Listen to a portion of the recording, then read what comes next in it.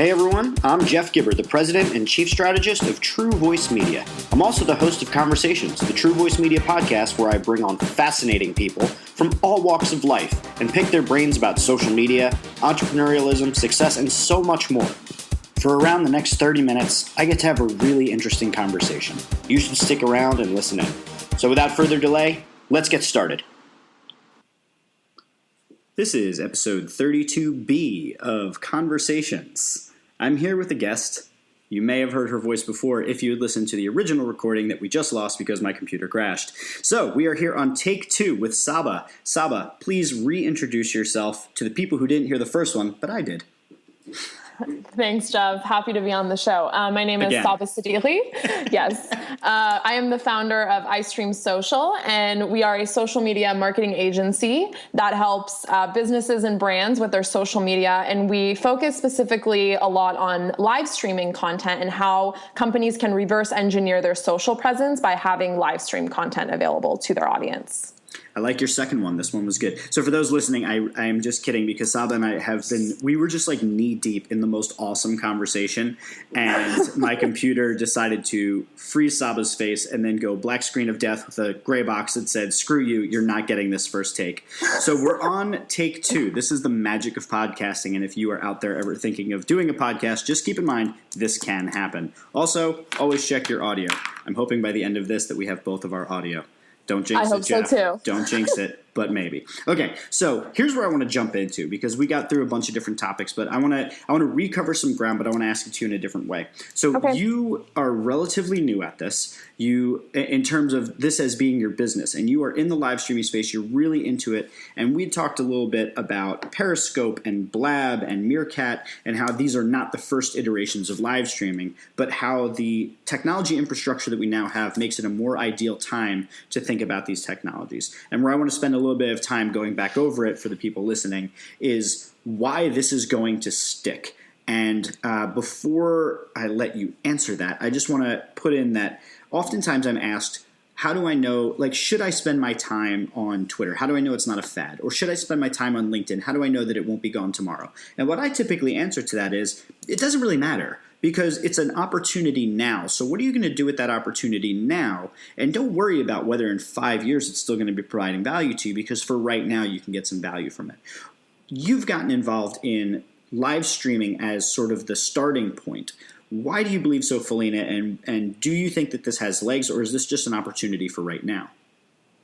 I think you hit the nail on the head so perfectly, because so many people worry about what the space is going to look like in 5 years, right? They have this constant worry that if I put in work now, what if it's not going to pay off later, right? But the reality of the situation is that there are people on these platforms, right? Periscope has a huge user base. Is it the whole world like Instagram? No. But is it people? Yes. Do you have something to provide to them? Yes. So should you be on there?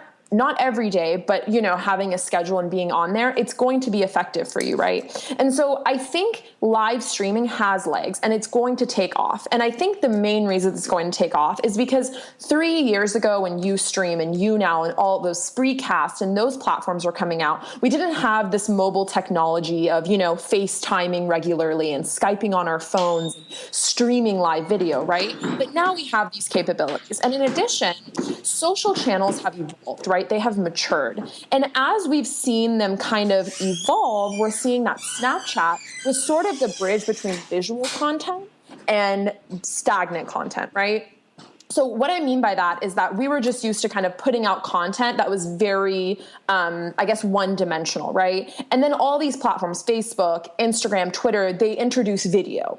And then Snapchat was slowly growing since 2011. And I remember in 2011 when I had Snapchat and it was very stigmatized. But today, Snapchat is making huge headlines. Coca-Cola is using it. Amazon is using it. Big agencies are using it to market, right? And so what Instagram has done, or what Snapchat has done, is it's really allowed for video content and real-time exchange. So people have gotten comfortable with being live and being real-time. So that comfort is now going to transition to a more mature level, which is live streaming, Periscope, Blab, Meerkat, or whatever else may come in the future. And I think that's why it's going to stick, because physically and psychologically, and as well as mentally, we have accepted this type of content where a couple of years ago, it wasn't native to us. We were still trying to get used to Instagram, right? And trying to put our world out there. So does that make sense? Sort of kind of that expression of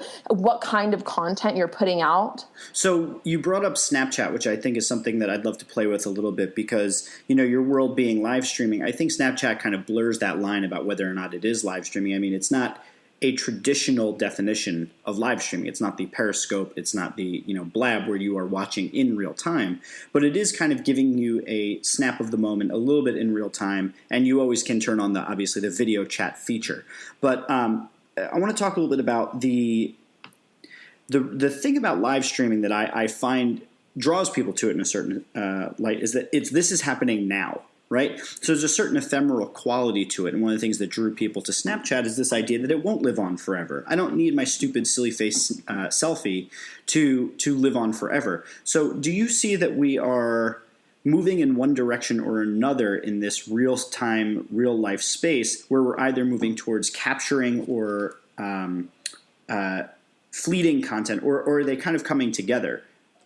I think they're coming together, right? So I think there's one part of it where people want to create content live, sort of on the live streaming side of things, where they want to be creating the content and engaging with their community at the same time, right? So it's a very different model than YouTube, where YouTube is very, produce the episode, post-produce the episode, and then in 2 weeks it's going to be on YouTube, and then it's going to live there forever, right? So this is really telling us we're going to put out content, we're going to engage our community, and then we're going to upload it with that engagement, right? And it actually humanizes it. The Snapchat side of it is, okay, just like you said, no one wants their selfie or what they ate for dinner. No one is going to care about that next week, right? So you're saying you have a 24-hour window. So it creates this urgency, but not now, but it creates a 24-hour window of urgency, right? And the impressions and sort of the way that Snapchat is sort of, I guess, set up, you can see and you can track sort of what type of engagement you're getting. And that's really important. And right now, Snapchat influencers is sort of a really big thing, and it's growing, right? It's kind of at the beginning where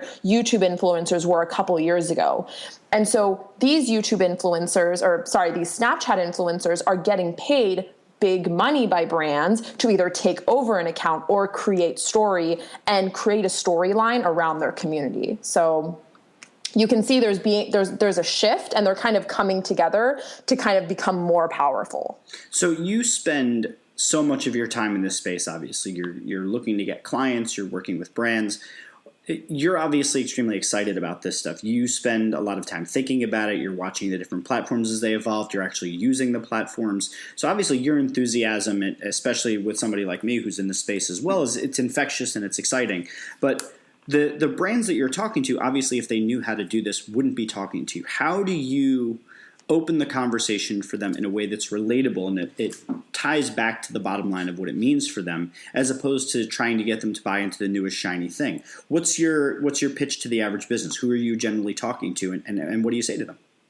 Yeah, so the average kind of business is really, most of them are actually struggling a lot with social media, right? So they're frustrated with either previous services that they've had, kind of empty promises that haven't been delivered on, just sort of a monthly cost, and they just don't really understand it. But the silver lining for both you and I, Jeff, is that they know they have to be there, right? They know they have to have a social media presence. They want to be engaging with their community, but they're frustrated and they don't know how.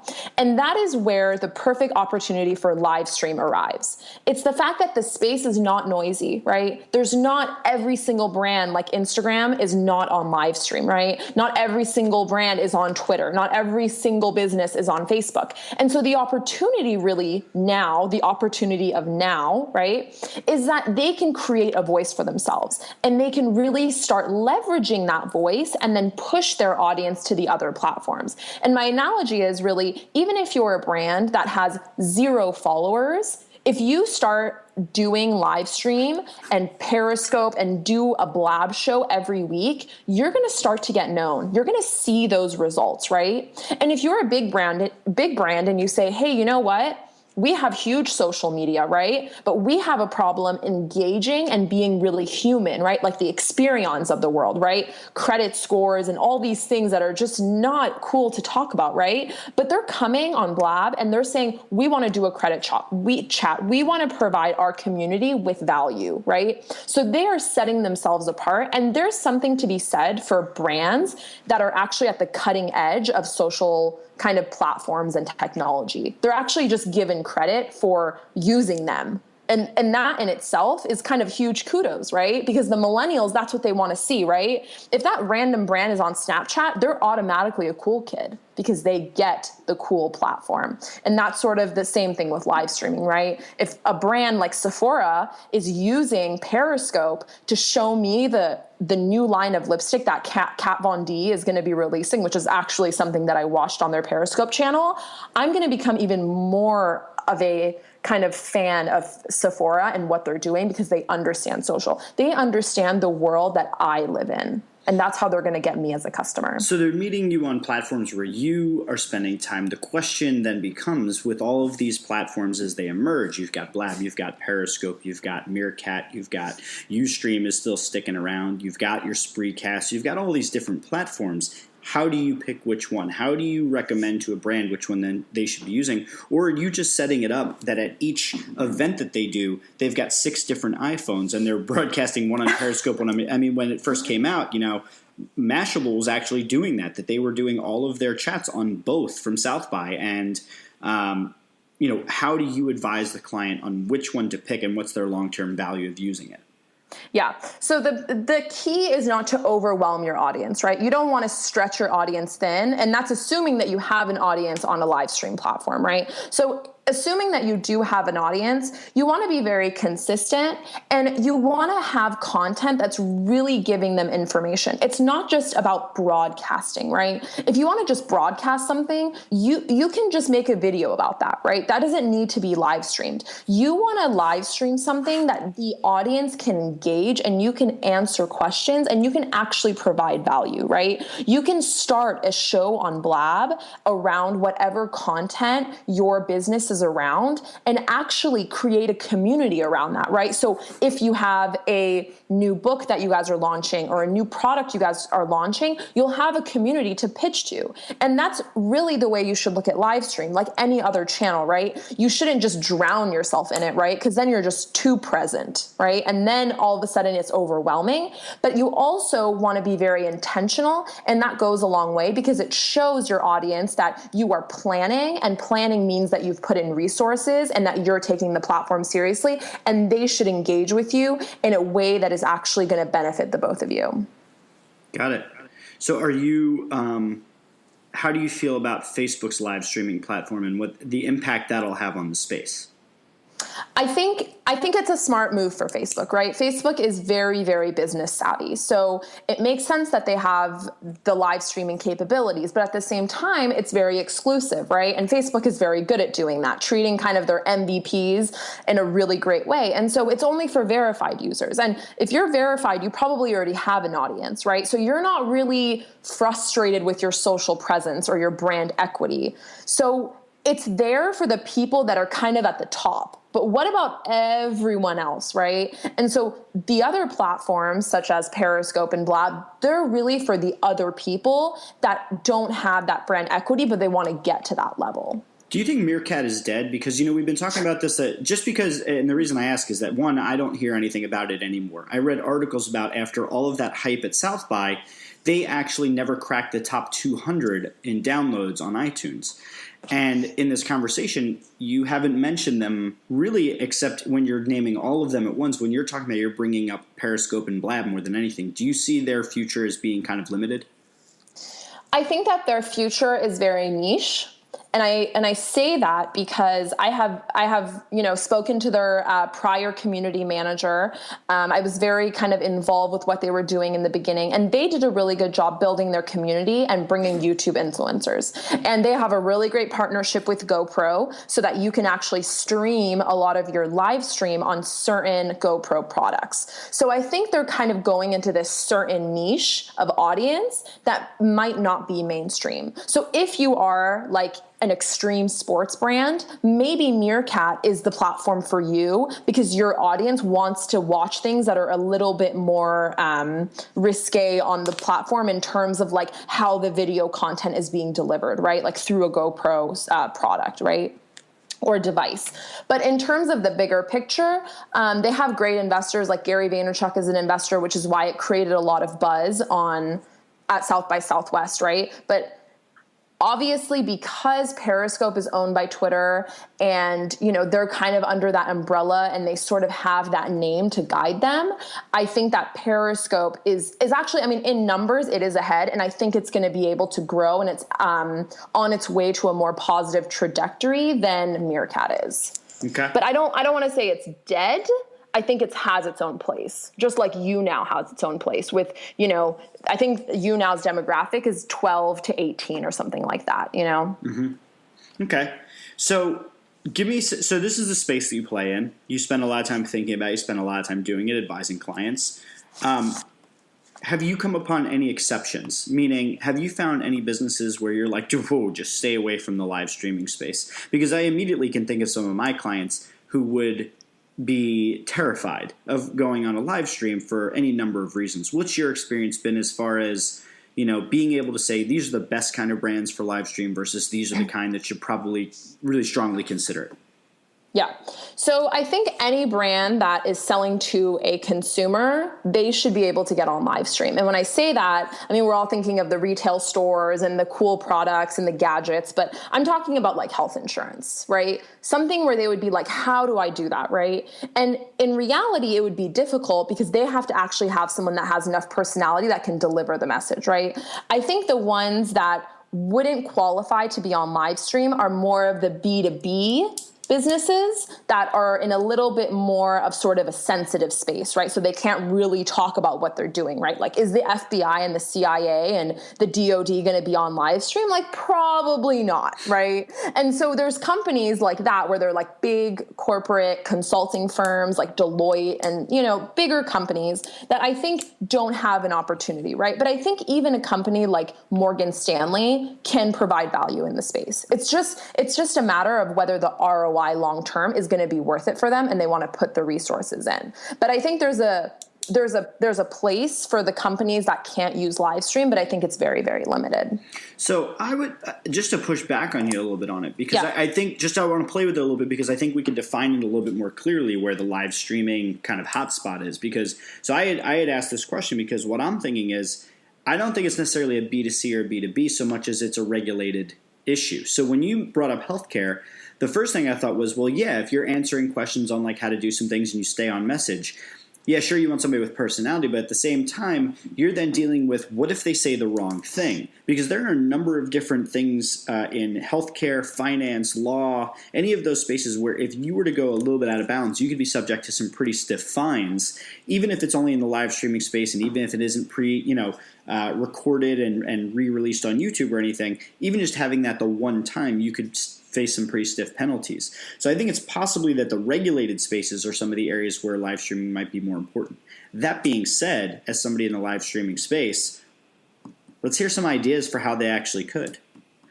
Yeah, that's a good question. I actually recently talked to a bigger company and I asked their social media manager, what's the deal, right? Like, why aren't you guys on live streaming? Like, you are personally, why isn't your brand, right? This is a global brand that I'm talking about. They said, Saba, our lawyers are like, stay away, stay away. Experion, I can talk about them openly.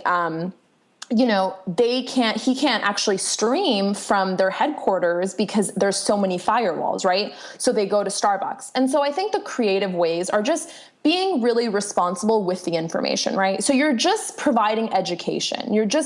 Think about it like a YouTube channel, right? Like, if you are putting out information, you can actually say like, this is not advice. I'm not telling you to do this. This is just information that we're providing, just like any other thing where there's kind of terms and conditions, and talk about how you can kind of get around that, right? And if there's questions that come up that you cannot answer, do not engage with those questions, right? So there are ways to sort of be present without being 100% transparent in the information that you provide, right? It's just like when people have conversations about stocks, right? I mean, someone can go and actually take all of that advice, but they say, hey, like, we're not advising you to do this. These are just opinions. And I think it's really about, if you want to make something happen, to talk to your legal departments, talk to the people that are in charge of your company, and talk about the fact that, hey, we feel like there's a need for this information. We're not trying to brainwash anyone. We're not trying to give out wrong information, but we're just trying to provide value. And to your point on healthcare, I worked for Enroll America, which is one of the largest nonprofits that was pushing out the Affordable Care Act to the states that didn't have state programs. And we would get on the phone and we would talk to these people who are uninsured, and we would answer their questions, right? So who am I, right, to answer their questions? I would just answer it to the best of my abilities. And I think if a company or like a nonprofit agency as big as them were to go on Periscope and just give out information, very basic information, it actually does a lot of good, right? So even the little bit goes a very long way. Right on. You had said something earlier, actually, I was thinking about, and I want to tie it to what I just asked you about, which is the regulated space, how can they use social?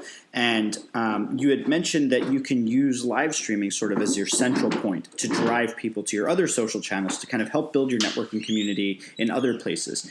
What about flipping that channel? What are some ways that you think companies, particularly in these so I'm thinking of maybe like a company in finance or a company in healthcare, they've become accustomed to and comfortable with using Facebook. They've become accustomed to using Twitter. But live streaming is pretty new for them. How can you sell the case to them that using live streaming can actually help them build their audience on Facebook and Twitter? And then if they're going to do it, how can they leverage their Facebook and Twitter audiences to grow their live stream? Yeah. So that's really what it's about, right? It's really about not just, I mean, I know we've talked about live streaming in such a vacuum right now because it's such a new topic, but really I talk about the whole ecosystem, right? I personally, when I use Blab and Periscope, I don't use them exclusively, right? I use them in addition to Twitter as well, right? Or I push them to my Instagram. And so I think that understanding how you can sort of move your audiences back and forth is really important. And to answer your question, it really kind of comes down to the fact that there's a place for live video content and there's a place for a blog post, right? I mean, someone when you're in bed and you're laying down, you're not going to watch a live stream, right? You're going to want to read something. But if, for example, you're doing work and then, get that notification and you're like, let me just tune into this, right? And check this out. So I'm not saying that someone should exclusively do live stream. They should just do it complementary to everything else they're doing, right? And they should tell their Facebook audience, hey guys, we're going to do a live stream next week or every Wednesday at 3 p.m. and we're going to announce the topic to you, and then use Facebook to promote that platform, right? And then the same thing, if they're on that live stream, they say, hey guys, like go on our Facebook, make sure to follow us, make sure to like keep up with the content. We're going to be having some cool giveaways on our Facebook page, this and that, right? So they're using both platforms together and creating that eco space that's really complementary to your audience, and making sure that you're providing different types of content is really, really important. Yeah, absolutely. I couldn't agree more with all of that. Well, I want to talk about some of the dirty side of dirty's the wrong word there. Some of the dark side, I guess, of live streaming. Okay. So one of the biggest concerns that we run into with clients is one of the most common things that anybody that works in this space runs into is, what if people say bad things about us? Right? It's a very commonly stated concern is this fear of what if they don't like me? So they don't get involved at all. So same thing might be true for live streaming. If you're trying to build the case for you should be on live streaming, there's going to be that same concern that they had on Facebook and on Twitter or on Yelp or any of the other things, that what if they say something mean? And my answer has always been, conversations are going to happen whether or not you're there. So isn't it better that you're at least there and listening? But for live streaming, we're looking at, if you look at a platform like Blab, you're giving somebody a seat, and sure, you kick them out as the moderator, but the damage is done once they've come on and said something, perhaps. Or if they're in the chat window, there's only so much you can do while watching it and monitoring at the same time. How do you ease the fears of companies that may want to get into the live streaming space but are concerned about bad actors? And what is your approach for dealing with this, either proactively or reactively? Yeah. So this is a great topic because it's come up a lot, right? And there's already, people that have experienced this or they have a fear of it. And really it comes down to one of the great things about the live streaming space is it's very self-policing, right? So the people that are in the community are very passionate about sort of the potential and making sure that the space doesn't get polluted, right? With these types of people, these trolls, sort of these people that are just kind of out to kind of make a comment.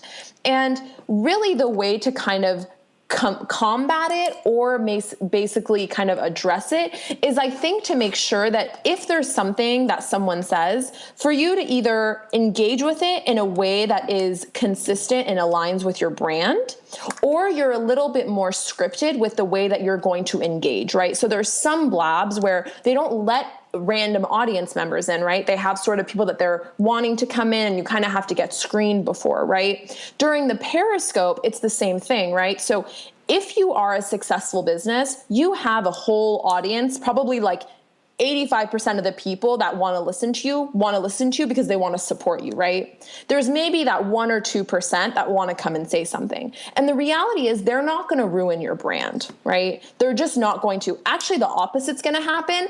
Your community will actually defend your brand, right? And I've seen that on a lot of scopes where it's like, oh, blah, blah, blah. And then that person's like, get that person out of here. And Periscope has done a really good job where they've actually flagged certain words. And so if you say a certain word, it'll actually pop up and say, are you sure you want to say this, right? So they're making sure that they're kind of monitoring the community for trolls. And also it's really easy to block people. Like you don't have to do anything crazy. As you're streaming and you're holding the phone in front of you, you can actually just click the screen and then click that person's profile and then click block. It's 2 touches. So it'll be off of the screen in seconds and that person is out, right? And so there's ways to really monitor that. And I think the idea of that, it's important to be aware and to be trained on how to kind of deal with those type of situations. But that's true on any platform, right? Someone can post a terrible Facebook post about you, right? They can post a terrible complaint about you on Twitter. So, I mean, it's present everywhere. And I think live stream might be intimidating, like you mentioned, because it's so real time and, you can't really do too much damage control because it's in the moment. Mm-hmm. So we're coming upon a really interesting point in time for live streaming to happen. If you think about where we are in the timeline of the United States, that is, we're coming upon election season very soon. And live streaming has really hit a point. And I actually purposely kind of asked you this question because I wanted to lead you down out of brands for a little bit and talk about live streaming as more of a bigger ideal.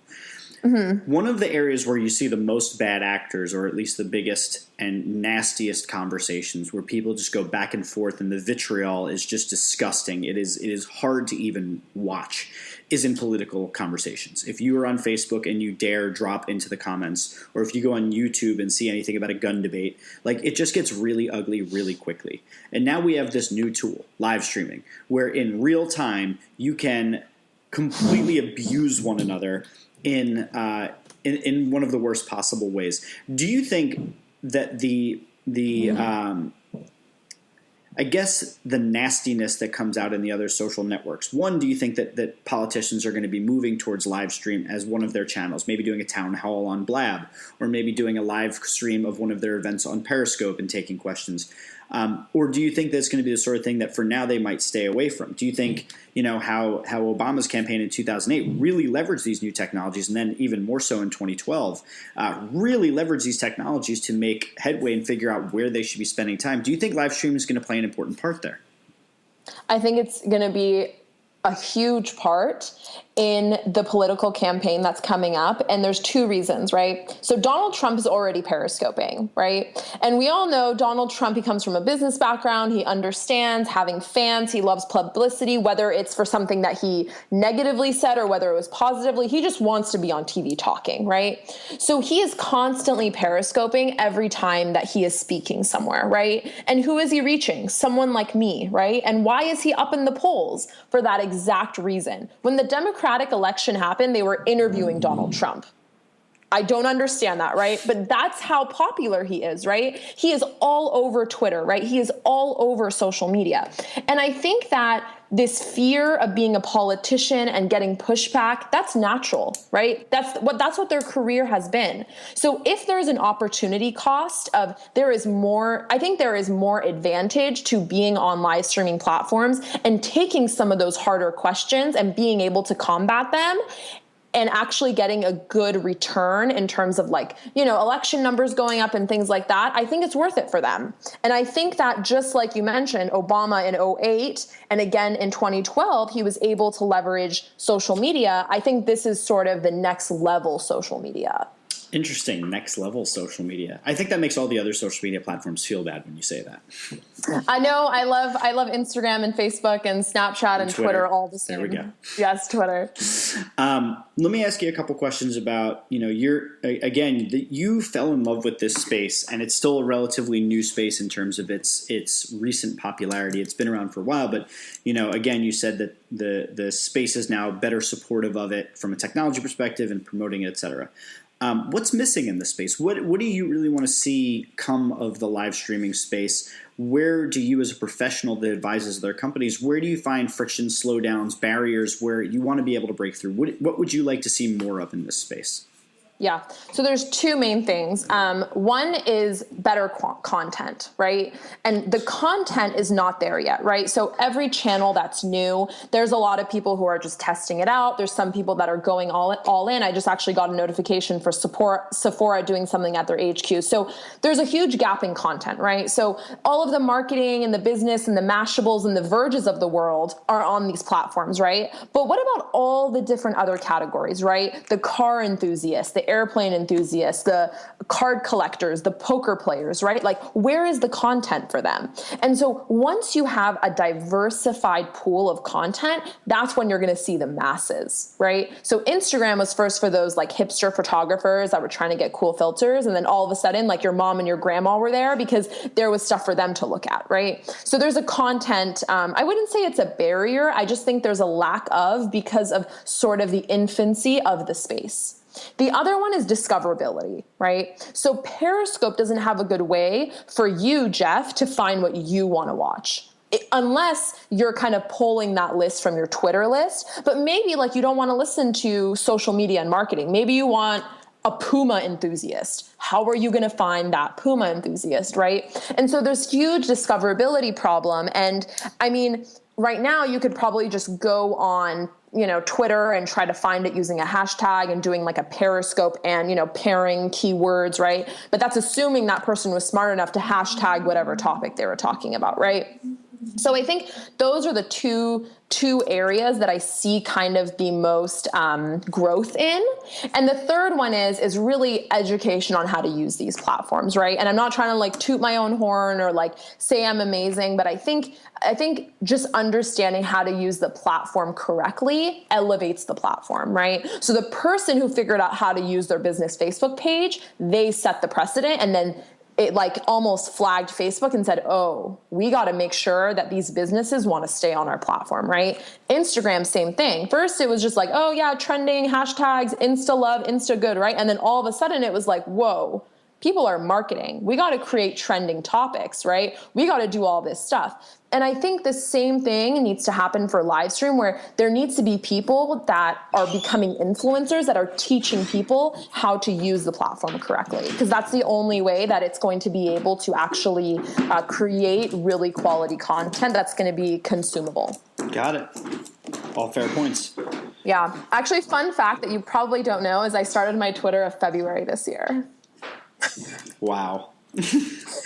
Yeah, but I went all in, and I used a lot of my live streaming to basically cross promote my Twitter, and I have over 2,000 followers now that are very, very engaged. So it's doable, even in 2015, to grow your Twitter audience. Yeah, it's difficult, but it's doable.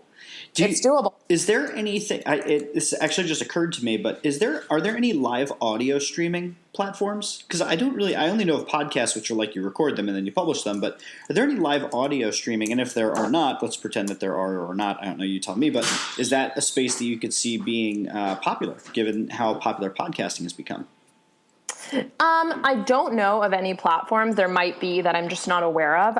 I do know that Blab has a very, aggressive initiative to make sure that podcasters are taken care of on the platform. So they recently acquired PodClear, which was a podcasting startup. And so they're working with them to make sure audio qualities are very good. The capabilities that podcasters are looking for are actually integrated into the Blab product so that it's a very streamlined, very easy to use platform for podcasters to, for example, basically record their content. Got it. Okay, cool. Yeah. So, final questions for you. Yes. What are you most excited about? You know, the world around us has changed, and you've gotten into this very recently and just fell in love with it and have made such a name for yourself and been so visible in such a short period of time. You know, you've gotten really excited about the live streaming thing. As you're looking around and you're obviously taking in so many new inputs and everything, what are you most excited about seeing? And it could be either for yourself and your own business and how you're marketing yourself or just things you're personally interested in, or how you see better serving your clients with any new things that are coming out. What's got your attention right now? Yeah, I'm going to be selfish when I answer this question, but I think it's really giving those people that have the talent, you know, those hidden gems, an opportunity to really shine, right? If Blab and live stream and this whole space didn't evolve, I wouldn't have 2 podcasts that I run, right? I would have never gotten into the YouTube game. So I think it's all about opportunity and giving the people that want a voice a space to play in and a community that can support them.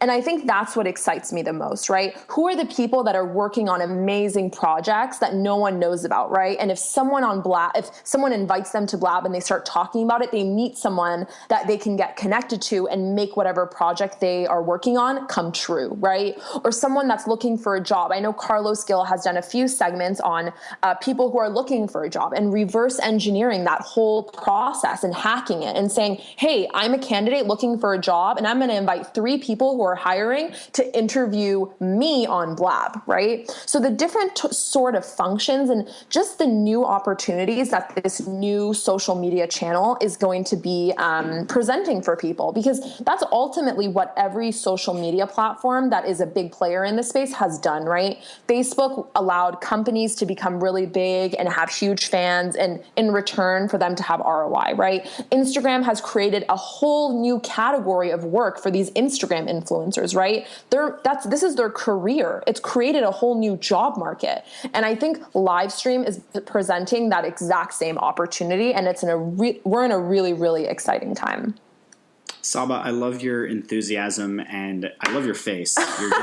You're adorable. I always just love the infectious energy you bring to these conversations. Yeah. Tell the people who are listening to this conversation where they can go to be social with you and where they can go and find you and learn more about what you do and hire you for millions of dollars. Thanks, Jeff. It's been really fun being on the show. I don't think I've taken a deep dive like that about the live streaming space. And I think you pulled out a lot of great information out of me. So props to you. Cool. You can listen to it later at truevoicemedia.com/conversations. I will. I'll promote it. So if anyone wants to get in contact with me, I am on Twitter. My handle is Saba Sedili, SABASEDIGHI. You can also email me at saba@istreamsocial.com. Actually, I'm working on my website. It's getting revamped, so it's not live right now, but it'll be up in a few weeks. And so just hang tight on that. But yeah, Twitter, Instagram, you can email me directly. I'm always available. My DMs are open. And so anyone who wants to reach out, feel free to do so.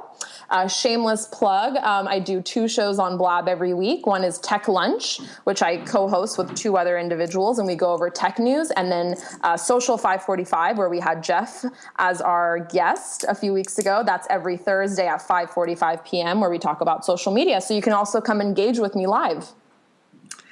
Very cool. I strongly recommend that all of you listening actually click all of these links that I'm going to put into the show notes and connect with Saba. I strongly suggest that you go on Blab and watch any of her shows. Her skill as a host is masterful, the way that you are able to move conversations along and keep everybody in line and tweeting out the new topics and everything. You are very, very good at it, and I was very impressed by you. So for all those out there listening, I strongly suggest that you get in touch or at the very least follow along and learn a few things here or there. This has been Jeff Gibbard. This has been True Voice Media Conversations. Thank you to my host, or my guest, Saba. See, I even almost called you host there. To my guest, Saba. And tune in for the next one where we will have another phenomenal guest for another phenomenal conversation. Take care, everyone. Thanks for listening. This has been Conversations, the True Voice Media Podcast. And if this is your first time listening, please do us a favor and drop by iTunes or Stitcher and give us a rating.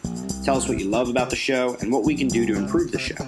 If you're not yet a subscriber, you can subscribe on iTunes or Stitcher, or you can be notified by email about new episodes. To subscribe, just drop by truevoicemedia.com/conversations. Tune in next time where I bring on another incredible guest and have another interesting conversation. See you next time.